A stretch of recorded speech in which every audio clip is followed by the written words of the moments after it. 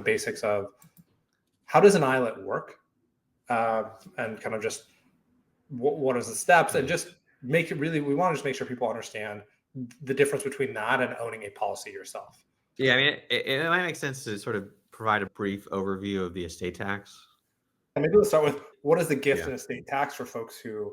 Yeah, just to kind of frame it. Yeah, so there's a lot of people have heard of the estate tax. Maybe you don't know the details, but the basic idea is there's a federal tax, and 12 states and DC also have state level taxes. But there's a federal tax of 40% when you die on all of your assets above the lifetime exemption amount, which is currently $13.99 million per person. Most people are not going to be over the exemption amount. Like your typical middle-class person is not going to have $14 million when they die.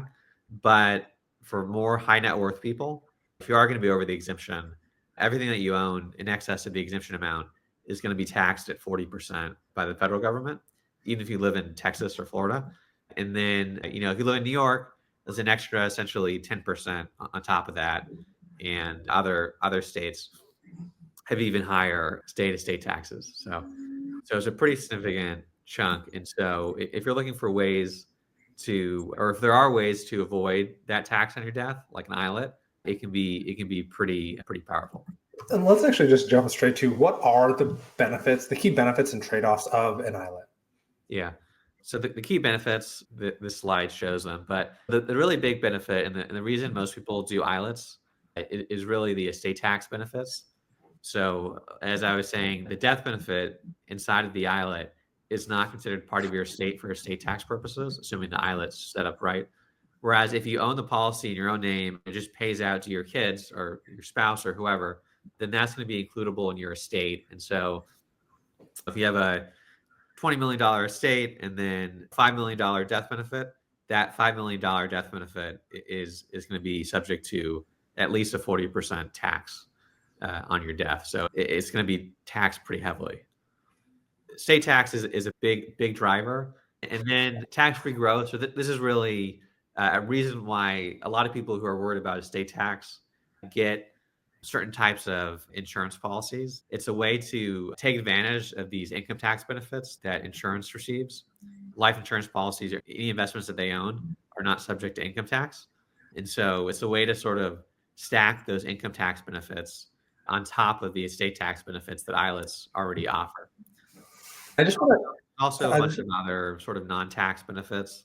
Yeah, I just want to just hit on those first two. Just the estate tax benefits. The estate tax benefits, this is where really the value of the ILIT, right, is instead of you personally owning your life insurance policy, by moving the life insurance policy to be owned by the ILIT instead of you're moving it outside of your estate. So then you can avoid those estate taxes. The tax-free growth, this is from the life insurance, just to kind of make that piece clear. And so we can get into these other benefits, but within these kind of tax side, the ILIT is providing the first piece, the insurance is providing the second piece. Yeah, and then so the other benefits, the sort of the two of the really obvious non-tax benefits. So one is the trust provides asset protection. So that's pretty significant for a lot of people who are worried about asset protection. And then two, it provides a convenient source of liquidity. So one issue that people have is, so some people have estates that consist largely of illiquid assets, like maybe real estate or shares in a privately held business. And so when they die, they're subject to, several $1 million of estate tax. Sometimes there are ways to defer some of that tax if you have illiquid assets. But basically what insurance does is it provides your family with a ton of cash right after you die. And so that cash can be used to satisfy the estate tax obligations that your family has. And then there's other reasons why your family might need liquidity on your death. Maybe they just need liquidity to fund their lifestyle or something. And so it can be helpful there as well. Yeah. And the piece I want to call out is like some of these things, for instance, the estate tax benefits, again, as Peter mentioned, the estate tax is currently individually your exemption's about $14 million. That number is set to get actually cut in half. We'll see if there's political changes, so that may change, but Right now, as of next, that would become $7 million valuable.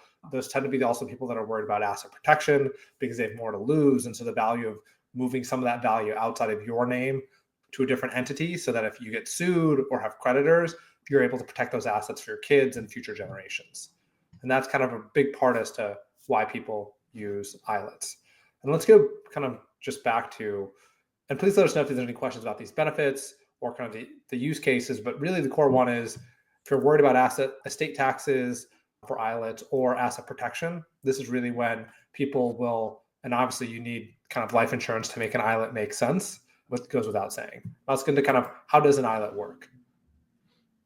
Yeah. So the basic idea is that you set up the trust, you draft and execute the trust, and then once the trust is up and running, either you transfer the policy in or you purchase the policy inside of the trust.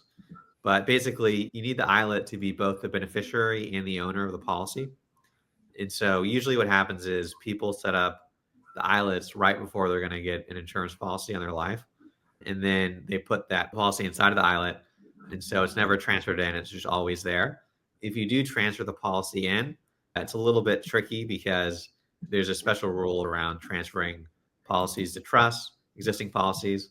The basic idea is that they don't want people who are about to die transferring policies into trust. And so there's a 3-year waiting period before you get the estate tax benefits if you transfer an existing policy. If you buy the policy inside of the trust, there's no 3-year waiting period. Yeah. And so another way to say this is, you can get these benefits as long as you're not, kind of on the edge or think you'll pass away. There is some seasoning needed if you do have a policy, but you can move it in and get these benefits. If you're thinking about getting a policy, it may be a good fit to utilize it. And then there's often the question of, okay, if you don't own this policy yourself, the trust owns it and is the beneficiary. The trust doesn't, you may have an income source, you may have assets. How does the trust pay for it?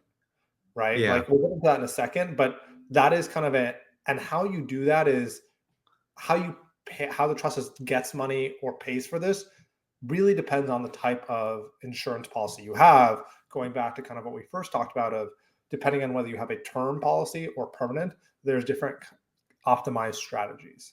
The final piece here is, if the trust owns the policy when the insured person passes away, the trust gets those benefits, whether it's a term or permanent, it is going to get those benefits paid out to the trust afterwards.